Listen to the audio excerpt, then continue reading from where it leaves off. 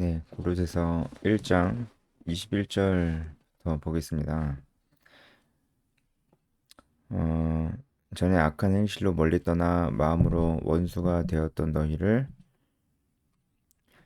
이제는 그의 육체의 죽음으로 말미암아 화목하게 하사. 이 부분을 좀 보면요.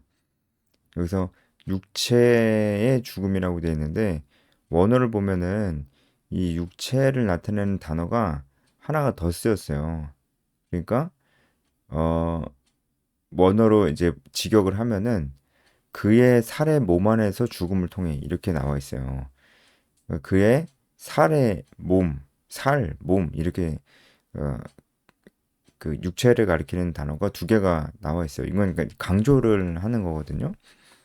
뭐냐면 예수님이 육체를 가지고 오셨다는 것을 강조하고 있어요. 그러니까 이것은 분명하죠. 골로새 교회에 침투한 이단들이 영주주의 이단이라는 것을 분명히 알 수 있는 부분이에요. 영주주의 이단들이 제가 저번에도 말씀드렸었는데 어떤 걸 주장했습니까? 가연설. 예수님은 육체를 가지고 오지 않으셨다. 다만 그렇게 보였을 뿐이다. 어, 영으로만 오셨다. 라고 주장했습니다. 이게 이제 영지주의 이단의 주장이고요. 어, 그들이 그렇게 주장했던 이유는 이 그 영지주의자들은 영혼을 순결하고 거룩하고 좋은 건데 육체는 더럽고 불결하고 나쁜 거라고 그렇게 이분법적으로 그렇게 생각했잖아요. 그 육체는 더럽고 불결한 것인데 예수님이 그 육체를 가지고 오셨다니 말이 되냐. 그래서 영으로만 오셨다 이렇게 주장을 했던 것입니다. 그래서 이 가연설 이단입니다. 이런 이단적 가르침이 골로새 안에 이제 들어와 있었다고요. 그래서 그것이 아니고 예수님께서 분명히 육체로 오셨고 육체의 죽음을 맞으셨다는 것에 대해서 분명하게 얘기하려고 이렇게 육체의 죽음으로 이렇게 어, 얘기하고 있는 것입니다. 그러니까 여러분 우리가 이런 노력들이 그러니까 바울이 이단적 가르침, 잘못된 가르침에 대해서 바로 잡으려고 하는 노력들이 어, 골로새서 뿐만이 아니고 거의 바울 서신 전체에 있잖아요. 그런 걸 볼 때 우리가 어떤 생각이 듭니까? 그러니까 우리가 말씀을 잘 알아야 됩니다. 말씀을 잘 알아야 돼요. 어, 좀 공부를 하고 좀 잘 알지 못하면 어, 이단에 잘 빠질 수가 있다는 것입니다. 그러니까 근데 이런 게 있어요. 이제 우리가 오히려 공인된 이단이라고 해야 될까? 그러니까 누구나 다 아는 그런 이단들은 오히려 잘 넘어가지 않을 수 있어요. 물론 이제 그것도 굉장히 조심해야 되고 안심해서는 안 되지만 이 제가 말씀드리고 싶은 건 이게 이단인지 아닌지 애매한. 근데 대부분 아직까지는 이단이라고 판정을 받지 않은 이제 그런 단체나 어떤 그런 교회나 그런 이제 뭐 목사들이나 그런 사람들의 가르침, 그런 사람들의 설교, 정말 애매하죠. 이단은 아니야. 그런데 이단이 아니라고도 볼 수도 없어. 어, 근데 사람들은 되게 좋아해. 말도 잘하고 뭐 막 신기한 것도 보여주고 그래. 이제 그게 참 오히려 더 위험할 수 있는 거죠. 그러니까 제가 하고 싶은 말은 나는 이단에는 안 빠진다. 자신 있다. 뭐 어, 그게 사실이겠죠. 자기가 자신 있다니까 뭐 이단은 안 빠질 수 겠다 그렇게 쳐도 이 이단인지 아닌지 애매한 이런 가르침들 있잖아요. 이런 가르침들 분별해낼 수 있냐고요. 이런 능력이 우리 안에 있어야 됩니다. 여러분 뭐 이제 그 이단은 아니지만 이단적인 요소들이 많이 있는 이런 가르침들 이런 것들이 절대 우리한테 신앙 성장에 절대 도움이 되지 않고 어떤 형태로든 기형적으로 우리 신앙이 나타나게 돼 있어요. 어떤 형태로든. 예. 뭐 믿은 지 오래돼도 여전히 인격적으로 성장하지 않는다든가 아니면은 교회 공동체의 어떤 그 공동체 모델이 아주 기형적으로 어, 변한다든가 뭐 이런 것들, 여러 가지 교회 공동체에 이상한 문화가 생긴다든가 이런 형태로 어, 잘못된 가르침들은 우리의 삶이나 우리 공동체에 나타납니다. 근데 이단은 아니라니까 뭐 되게 안심하고 있는데 이제 그런 수가 없다고요. 정말 우리가 말씀을 잘 알아야 돼요. 결국 사도 바울도 어, 이렇게 편지로서 가르쳐 주는 건 아닙니까? 그리고 이제 사도 바울의 편지가 결국은 하나님의 영감된 말씀이기 때문에 결국은 말씀을 알아야 분별할 수 있는 거 아닙니까? 그래서 사도 바울이 이 육체에 대해서 강조하고 있는 겁니다. 이걸 알아야 골로새 사람들이 자기 안에 들어와 있는 이단적 가르침을 분별해낼 수 있는 거니까 그렇게 얘기를 하고 있는 겁니다. 벌레가 이렇게 있네요. 만일 너희가 믿음에 거하고 터 위에 굳게 서서 라고 나와 있는데요. 음, 이거도 이제 원어로 보면은 조금 다른데 뭐 비슷합니다. 원어로 보면은 만일 너희가 아, 혀가 다져지고 확고한 상태로 믿음에 계속 머물러 있으면 이라는 뜻입니다. 그러니까 너희가 너희가 그 다져지고 확고한 터 위에 있고 그 상태로 믿음에 계속 머물러 있으면 이런 말인데 뭐 이 말씀에 직접적으로 언급하고 있지는 않지만 이 터가 뭐겠어요? 어, 그 믿음을 계속 굳건하게 붙들어주는 이 터가 뭐겠어요? 말씀입니다, 말씀. 하나님의 말씀이죠.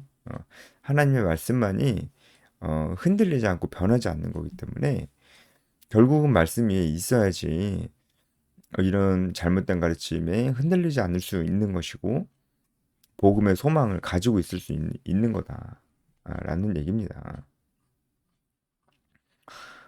이제 넘어가서 24절 보면은 나는 이제 너희를 위하여 받는 괴로움을 기뻐하고 됐는데요.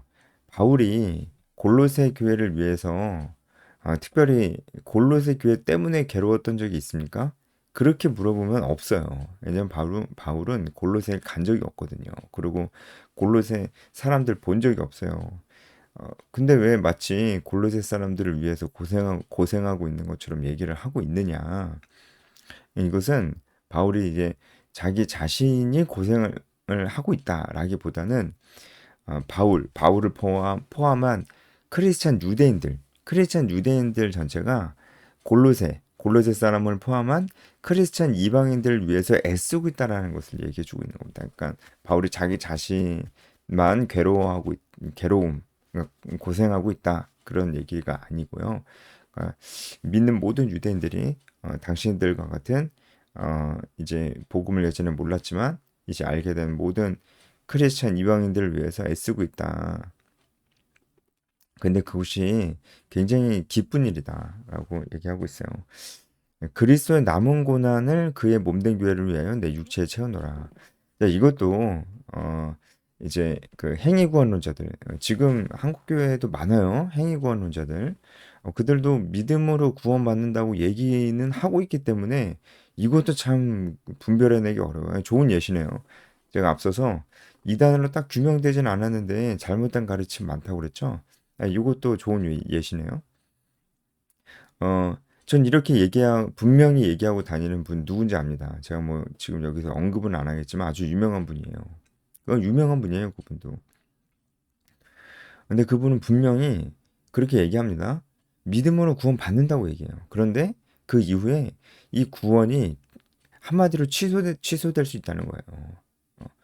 그러니까 구원을 얻으려고 어, 이루려고 애쓰면 살아야 된다라고 하는 겁니다. 구원은 그 목사님, 그 교수님에 의하면 이 구원은 쟁취하는 것입니다. 그러니까 잘 살아야 돼요. 그렇지 않으면은 천국행 기차에서 떨어질 수 있습니다. 뭐 이런 식의 표현을 뭐 그런 분들이 이제 쓰는데요. 어, 행위구원론자죠. 믿음으로 구원받는다. 근데 나중에 취소될 수 있다고 하면은 믿음으로 구원받는 게 아닙니다. 취소되는 구원은 구원이 아니에요. 이 말이 어떤 뜻인지 뭐 설명 안 들어도 알겠죠? 취소되는 구원이 무슨 의미가 있습니까? 예?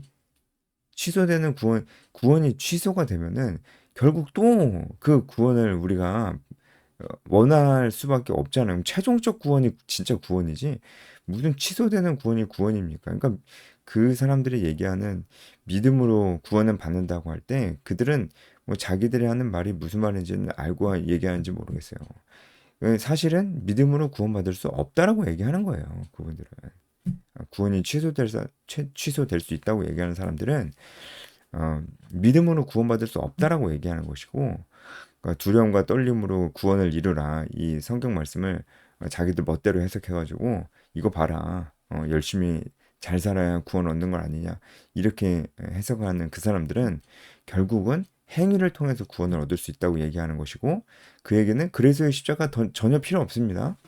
예수님 왜 믿는지 모르겠어요. 그리스도의 십자가가 뭐가 필요 있어요? 자기가 잘 살아야 구원 얻는 건데 그렇지 않습니까? 뭐 물론 그 사람들은 십자가가 예수님이 당신을 도와야지 잘 살 수 그 얘기가 그 얘기입니다. 결국은 자기가 잘 살아야 신인 협력적 구원도 결국은 온전한 은혜가 아니에요. 은혜는 우리의 협력으로 이루어지는 것도 아니고 100% 온전히 하나님께서 우리에게 주시는 겁니다. 우리가 자격이 없음에도 신인 협력적 구원 그것도 안 됩니다. 그래서 어 이제 그 행위 구원론자들이 자주 인용하는 구절이 바로 이거예요. 그리스도의 남은 고난을 내 육체에 채우노라. 이거 봐라. 그리스도의 고난이 온전하지 않았다. 그러니까 바울도 그리스도의 고난이 남아 있다고 이렇게 얘기하는 거 아니냐. 네, 아니죠. 이것은 예수님의 고난이 부족했다는 뜻이 아니고요. 예수님의 고난은 우리를 죄에서 건지시기에 완전했습니다. 근데 이것은요, 이제 한마디로 예수님의 뒤를 따라가는 그 십자가의 길을 따라가는 우리가 담당해야 될 고난이죠. 그것을 그리스도의 남은 고난이라고 얘기를 한 겁니다. 그러니까 예수님께서 어, 우리에게 이제 그 뒤를 따르는 자들에게 어, 주시는 어떤 숙제 같은 어떤 그런 숙제 좋은 표현인지 모르겠는데 아무튼 예, 무슨 말인지 알죠? 예, 그래서 이 논란이 되는 구절 제가 좀 설명을 해드렸고 어, 이것도 결국은 우리가 정말 말씀을 잘 알고 또 이런 지금 제가 설명해 드린 거 이거 사실 이런 교리잖아요, 교리. 이런 것들을 잘 알고 있어야 그런 그 자기가 행위구원론자가 아닌 것처럼 되게 자기는 깨어 있고 전통 교회들은 꽉 막힌 꼴통 보수들인 것처럼 그런 분들은 그렇게 얘기를 하거든요. 그래서 어, 교회에선 이런 거 안 알려주지 이러면서 너네들은 꼴통 보수 그런 교회라 그래 막 이러면서 목사님들 대형 교회 막 욕하고 이런 분들 있어요. 그런 분들 얘기 들어보면은 막 말을 너무 잘하기 때문에 귀에 쏙쏙 들어오면서 이게 맞구나 이런 생각하게 된다니까요. 그러니까 그런 것들 잘 분별해야죠. 그러려면 우리가 말씀 안에 확실히 서 있어야 됩니다. 예, 바울도 이제 그런 의미에서 이제 계속 골로새 교회에게 얘기를 하고 있는 거고요. 내가 교회의 일꾼이 된 것은 하나님이 너희를 위하여 내게 주신 직분을 따라서 하나님의 말씀을 이루려고 하는 것이다. 그래서, 교회의 일꾼 되는 것이 이제 바울의 직분이었죠. 하나님께서 사명을 주셨다 이겁니다. 이것은 이 직분은 지금 우리 모두에게도 주어진 것이에요. 우리도 복음 전해야 됩니다. 그리고 제자를 삼아야 됩니다. 우리도 바울처럼 교회 일꾼 돼서 이제 일꾼이라니까 또 맨날 무슨 뭐 진짜 교회 가서 뭐 이제 기능적인 일들 뭐 이제 왜 애기들 챙겨주고 방송실하고 뭐 데코하고 뭐 이제 돈 계산하고 뭐 그것도 중요하고 그것도 일꾼이지만 어 지금 제가 여기서 말씀드리는 우리가 다 교회의 일꾼이 돼야 되고 우리에게도 직분이 있다라고 얘기할 때 이것은요 이런 기능적인 봉사들이 아니고요 정말 사람 한 영혼을 맡아서 그를 정말 사랑하고 친밀한 관계를 맺고 그에게 말씀을 가르치고 그의 전인적인 삶에 대해서 관심을 가지며 함께 아파하고 함께 기뻐하며 그리고 훈련시키고 혼내기도 하면서 끌고 가는, 인도해 가는 그런 일들을 우리가 해야 된다는 얘기를 제가 말씀을 드리는 겁니다. 26절 보면 이 비밀은 만세와 만대로부터 감추어졌던 것인데 이제는 그의 성도들에게 나타났고, 이 비밀은 뭐냐면 예수님입니다. 그렇죠? 27절에 나오죠. 이 비밀은 예수입니다. 그러니까 예수님께서 구약에서는 메시아에 대해서 이제 그림자로만 알았지만 이제는 완전히 나타났다 이 얘기입니다. 이제 이 비밀은 복음이죠, 복음. 예수님을 보여주는 그 복음인데 이게 모든 성도들에게 나타났다는 얘기를 하고 있는 거예요. 이것도 바울이 골로새 교회에 침투한 이단들을 염두에 두면서 지금 얘기를 하고 있는 겁니다. 왜냐하면 이 영지주의 이단이 들어왔다고 그랬잖아요. 이 영지주의는 말 그대로 영적인 지식들을 특별한 사람들만, 자기들만이 알 수 있다고 얘기했어요. 이거 그노시스라고 하잖아요. 이 신비한 영적인 지식은 특정한 사람들만이 알고 있다. 당신들, 그러니까 우리한테 배워야 돼. 이렇게 얘기를 하는 사람들이 이 영지주의자들인데, 그래서 영지주의는 뭐 거의 이렇게 태생부터 굉장히 이제 그런 헤게모니, 이런 얘기까지 하면 너무 복잡해지는지 모르겠는데 굉장히 헤게모니를 중요하게 여겼어요. 그러니까 권위적 권위. 굉장히 권위적입니다. 그러니까 권위적이잖아요. 나만 알고 있어. 너네 모르지? 나만 알고 있어. 그러니까 너네 다 나한테 와서 알아서 기어, 알아서 배워 이거잖아요. 근데 딱 요겁니다. 요게 영지주의의 특징이기도 해요. 그래서 굉장히 권위주의적이고 굉장히 이제 전체주의적인데 그런데 그러지 않은 척 하면서 어, 사실은 이제 권위를 권위적인 것을 되게 싫어하고 안티 권위주의인 척하면서 사실은 권위를 찬탈하고 권위를 내가 그 획득하려고 하는 이런 성질이 이런 영지주의, 이 플라톤 철학의 영향을 받은 이 영지주의 안에 있어요. 이 영지주의의 영향을 받은 것이 이제 마르크스 사상이잖아요. 뭐 제가 뭐 다른 얘기 하는 거 아닙니다. 실제 철학적으로 그렇습니다. 철학적 사상이 이 마르크스는 영지주의적 사상을 받았고 이 그 당시 독일 낭만주의 철학이 굉장히 영지주의적인 영향을 많이 이 플라톤 철학을 많이 영향을 받았어요. 그래서 이 영지주의가 이런 주장을 했었다고요. 우리가 그노시스, 우리가 영적 신비한 지식을 알고 있으니까 어, 어, 다 나한테 배워. 너희들 모르지? 이거 너희들 모르는 거야. 비밀스러운 지식이야. 이렇게 얘기를 했었단 말이에요. 근데 그들이 이제 비밀스러운 지식이라고 얘기하는 그들의 표현을 빌려와서 바울이 이것도 비밀이다. 근데 이거는 이 비밀은 모두에게 다 나타났다. 정면으로 영주주의자들의 주장을 반박하는 거죠. 그죠? 이 비밀, 이 복음은 특정한 누군가만 알고 있어서 그 사람에게만 배워야 되는 그게 아니고 모든 사람에게 다 나타났어. 이겁니다. 그러니까 우리 기독교도 지금 영주주의의 영향을 많이 받았어요. 한국 기독교는 특별히 좀 그런 것 같아요. 영주주의 뭐 여기저기 영향을 안 받은 데가 없지만 영지주의 영향을 받으면 특별히 이제 어떤 현상들이 좀 나타나냐면 특별히 교회 이제 영적 지도자들이 교역자들이 자기가 되게 이제 특별한 사람처럼 자꾸 비춰져요. 목사님 이제 전도사님 이제 그런 교육자들이 자기는 말은 그렇게 안 해요. 예. 나도 여러분과 똑같은 형제입니다. 이제 난 아무것도 아닙니다. 말은 그렇게 하죠. 근데 행동을 교인들이 자기만 의지하게끔 만들어요. 뭐, 뭐 예전에 제가 영상에서도 좀 몇 번 말씀드렸던 건데 뭐 또 자세히 말씀을 안 드리겠습니다. 뭐 목사님한테 받는 기도만 되게 특별한 기도인 것처럼 느껴지게 한다든지 자기만 뭔가를 알고 있는 것처럼 어 마치 뭐 나 딱 보면 나와 뭐 내가 딱 보니까 당신은 뭐 이렇게 이런 식으로 어, 이런 식으로 자기만 알고 있는 자기에게 어떤 신령한 영적인 어떤 뭔가 영적인 어떤 신령한 지식이 당신을 향한 어떤 무엇인가를 나는 알고 있다는 것처럼 어, 그런 식으로 뭐죠 뭐 약간 무당처럼 이런 것들도 되게 영지주의적인 모습이에요.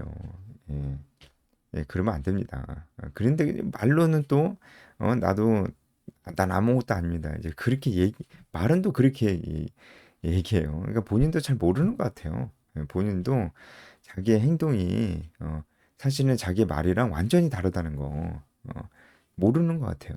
진짜 자기가 하는 말이 뭔지 알면은 뭐 자기한테 기도받는 거 되게 특별한 기도고 자기한테 기도받는 게 특별한 기도란 말도 안 해요. 근데 그런 분위기 뉘앙스 이제 그래 제가 아까 얘기했잖아요. 이제 이단이 아니라니까요. 그러니까 더 분별하기 어렵고 거기 빨려 들어가요. 목사님만 너무 의지하는 이런 신앙생활 그거 안 좋습니다. 목사님 그러니까 그렇다고 또 목사님 무시하라는 얘기 아니에요. 그것도 당연히 안 좋아요. 네. 그래서 이 영지주의적인 모습들 이런 식으로 교회 안에 나타날 수 있다는 거 조심해야 됩니다. 그러니까 어, 저를 포함해서 이제 우리 그 사역자들은 나만 알지롱, 너넨 모르지롱 이러지 말고 다 알게끔 가르치고 그리고 그들도 알리게끔 가르쳐야 됩니다. 교회는 리더가 많아져야 됩니다. 안 그러고 교회 공동체 안에 소수에게 특별히 한 명에게 이 리더십이 집중될 때 반드시 안 좋은 결과를 가지고 옵니다. 그게 또 영지주의 공동체 좀 특징이었고 했고 바울이 이제 그걸 배격하고 있는 것입니다. 제가 이제 26절 설명드리면서 지금 이런 얘기를 좀 했고요. 쭉쭉 이제 넘어가서 28절 보면은 어, 바울이 이 말씀을 통해서 각 사람을 권고하고 모든 지혜로 각 사람을 가르치고 있다. 이게 너무 중요하다는 거죠. 어, 이것은 그리스도 안에서 완전한 자로 세우려고 하는 거래요. 이 완전한 자는 지정의 전반적으로 어, 어, 그 성숙한 사람을 얘기를 하고 있습니다. 어떤 지식적으로만 뛰어나고 이제 그런 사람이 아니고 전반적으로 성숙한 사람. 하나님 말씀이 사람을 그렇게 세워 가신다는 거죠. 이제 2장으로 넘어가서 2장은 이제 또 여러 가지 권면들을 하고 있는데 내가 너희와 라오디게아에 있는 자들과 이제 그런 사람들을 위해서 얼마나 힘쓰는지를 알기를 원한다. 이 라오디게아가 갑자기 나오는 이유는 이 그 골로새와 라오디게아와 히에라 볼리는 다 그 가까웠어요. 그래서 아마 이 골로새 교회에 라오디게아 사람이 와 있을 수도 있습니다. 이제 그래서 그 골로새 사람들, 라오디게아 사람들 다 그 사람들 다 가르쳐서 얘기하는 것입니다. 내가 얼마나 힘쓰는지 알기를 원하노라. 이제 이 얘기도 바울이 어, 그만큼 지금 내가 너희들에게 하는 얘기가 진짜 중요한 얘기야. 그러니까 나 애쓰는 거 알아줘 이게 아니고 내가 하는 얘기가 중요한 얘기야. 이제 이 얘기를 하려고 하는 거죠. 어, 이는 그들로 마음의 위안을 받고 사랑 안에서 연합하여 확실한 이해 모든 풍성함과 하나님의 비밀인 그리스도를 깨닫게 하라니. 그러니까 음, 바울이 원하는 것은 그들이 서로 사랑 안에서 연합하고 어, 확실한 이해가 있고 그 안에서 풍성해지길 바라는 겁니다. 이 일은 사랑 안에서 연합할 때 일어나는 일이에요. 이거 공동체를 강조하고 있는 겁니다. 바울이 공동체를 강조하고 있는 겁니다. 그 사랑으로 연합돼 그런데 그냥 연합되는 게 아니고 확실한 이해. 하나님의 말씀 안에서 어, 연합된 이 공동체가 정말 필요하고 그것을 위해서 내가 애쓰고 있다는 얘기를 하고 있는 것입니다. 네.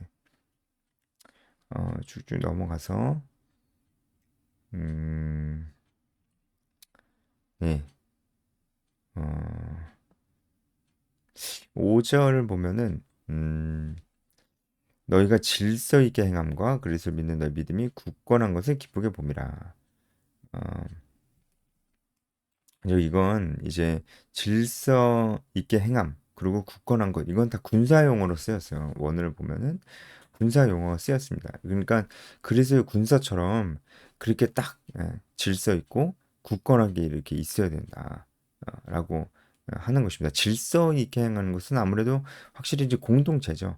이제 이 공동체적인 모습이 있어야 되고 공동체적으로 신앙생활을 해야 한다는 걸 여기서도 말해주고 있는 겁니다. 어, 그리고 이제 굳건한 것, 그러니까 확신이죠. 이제 확신을 가지고 서 있는 것이 중요하다 얘기하고 있습니다. 여기까지 하겠습니다.